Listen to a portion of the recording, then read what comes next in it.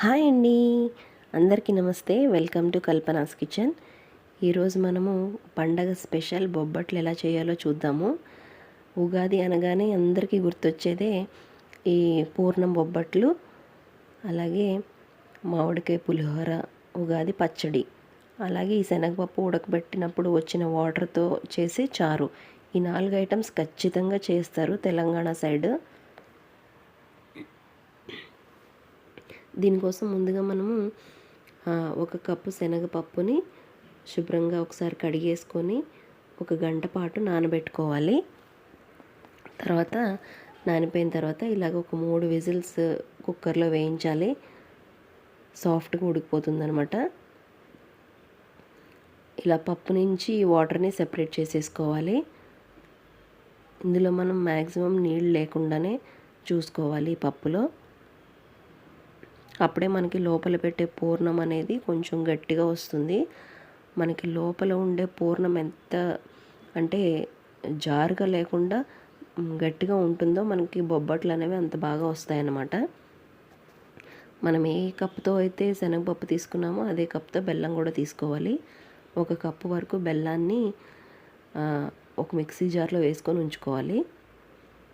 ఈలోపు కాస్త శనగపప్పు కూడా చల్లారుతుంది కదా, దాన్ని కూడా అలా పక్కన ఉంచేసి ఇక్కడ మనం 1 కప్పు గోధుమ పిండికి 3/4 కప్పు వరకు మైదా పిండి వేసి కలుపుతున్నాము.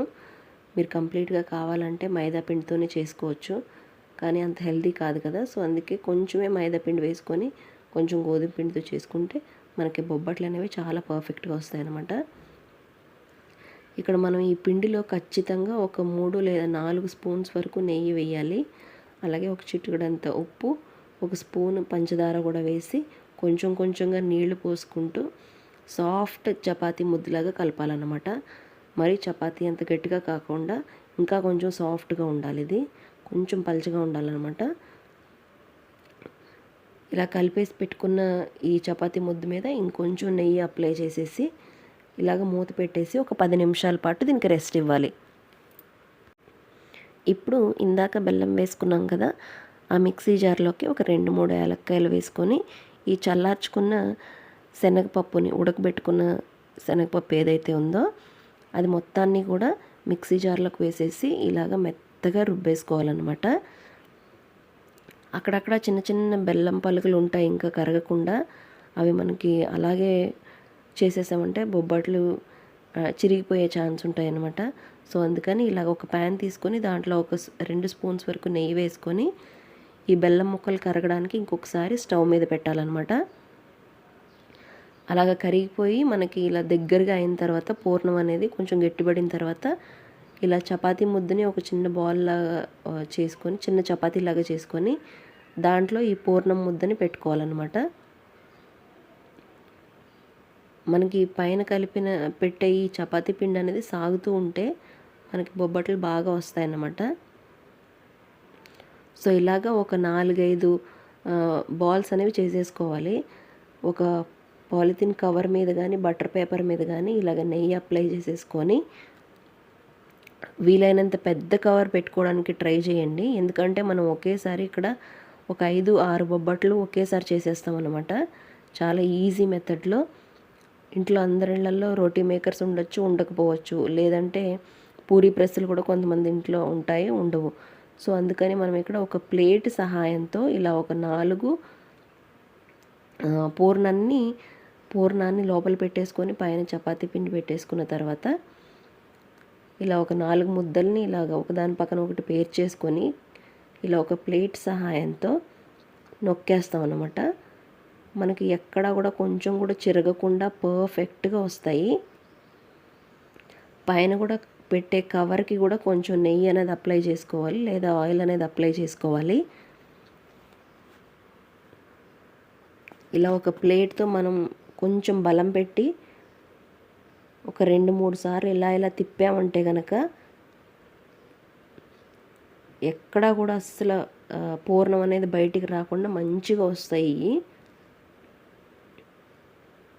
ఇప్పుడు మనకి చేయడం వరకు ఇంత ఈజీగా అయిపోయింది కదా. ఇప్పుడు కాల్చడానికి కూడా మనం ఇక్కడ మీ దగ్గర 2 బర్నర్స్ ఉంటే 2 బర్నర్స్ మీద కూడా 2 దోస పెనాలు పెట్టేసుకొని కాల్చుకోవడం అయిపోతుంది. ఇలా కనుక మీరు ట్రై చేసి చూడండి, మీకు అరగంట కంటే ఎక్కువసేపు టైం కూడా పట్టదు. బొబ్బట్లు చేయడము ఈజీయే, కాల్చడము ఈజీయే. ఇంట్లో మీరు ఎంతమంది ఉన్నా సరే, వాళ్ళు ఎన్ని బొబ్బట్లు తిన్నా సరే, మీరు అరగంటలో ఈజీగా ఒక 25 నుంచి 30 వరకు బొబ్బట్లు ఈజీగా చేసేయచ్చు. ఈ ప్రాసెస్లో ఒకసారి ట్రై చేసి చూడండి. సంవత్సరానికి ఒకసారి వచ్చే పండగే కదా ఇది. మనము ఇష్టంగా తింటాం అందరం బొబ్బట్లు.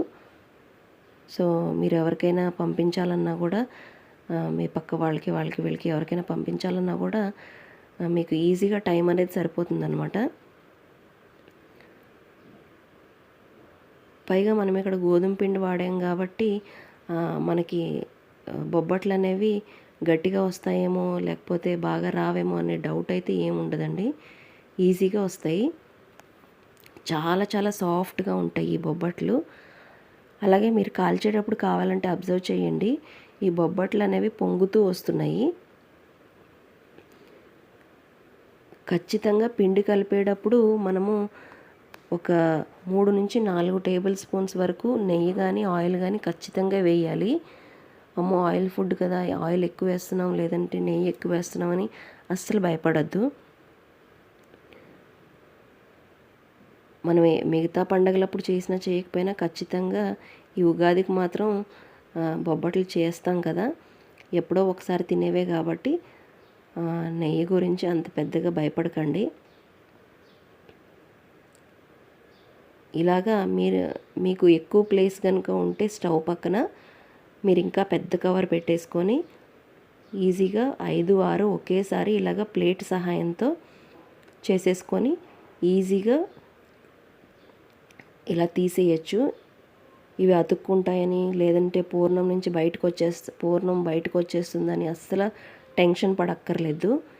చాలా బాగుంటాయి, ఇవి పర్ఫెక్ట్గా వస్తాయన్నమాట. మీకు కనుక ఈ మెథడ్లో చేయడం నచ్చితే ఖచ్చితంగా ఫాలో అవ్వండి. ఒకసారి చూస్తున్నారు కదా ఎంత బాగా పొంగుతూ వస్తున్నాయో. తప్పకుండా మన